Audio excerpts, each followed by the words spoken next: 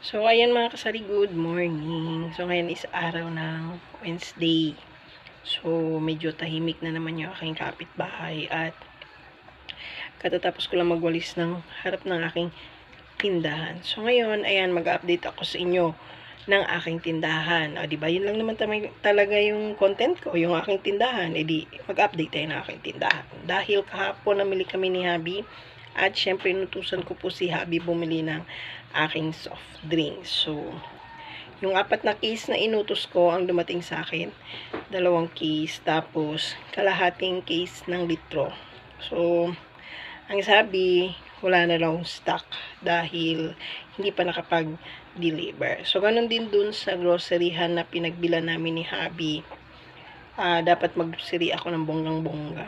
Kaya lang, ang pagpunta namin doon, walang laman yung grocery na pinagbila namin ni Habi dahil nagkataon is inventory daw nila. So, ayan, i-share ko sa inyo yung aking mga ipinamili at yung inutos ko kay Habi. So, ayan yung aking mga ipinamili kahapon, mga kasari. Ayan.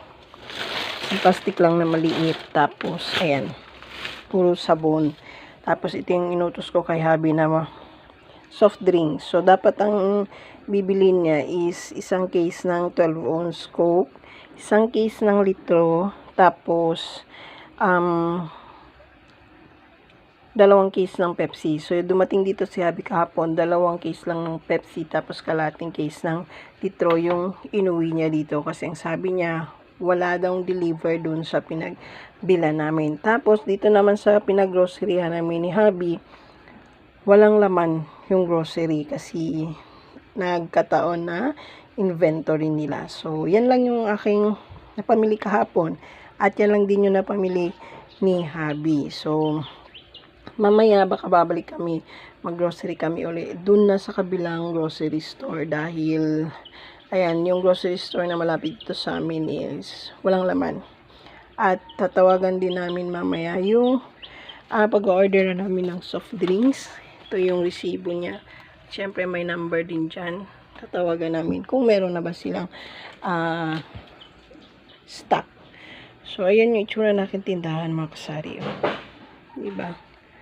May mga laman-laman pa naman. Pero, siyempre, magdadagdag tayo dahil may pera naming tindahan. Kaya, kailangan natin dagdagan. So, baka magupit-gupit ako na aking mga pasabon na ganito. Ayan. Dahil ilalagay natin doon. Namili na rin kasi ako ng panibago. Papalitan natin ito.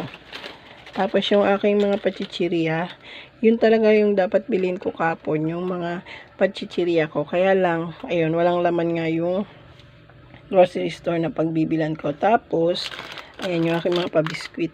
So, medyo naging matumal yung aking mga pabiskwit ngayon. Kaya, hindi ko na muna yan dadagdagan at ipapaubos na muna natin yan. So, marami akong gagawin ulit dito sa aking tindahan. Nagkalat yung aking sako. Tapos, magliligpit ako. Ayan. Ito na lang yung aking soft drinks. Oh. Kaya, nagpabili ako kay Habi.